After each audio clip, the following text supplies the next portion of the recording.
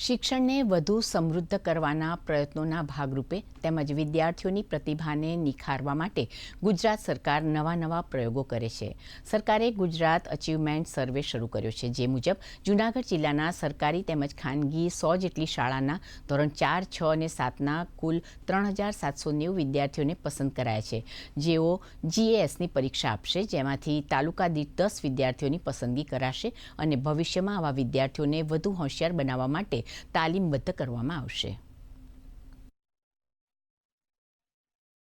આજે ગુજરાત સરકાર દ્વારા GAS એટલે કે ગુજરાત એચિવમેન્ટ સર્વે કરવામાં આવી રહ્યો છે. ત્યારે જૂનાગઢ જિલ્લાની ટોટલ 100 સ્કૂલ પસંદ કરવામાં આવી છે.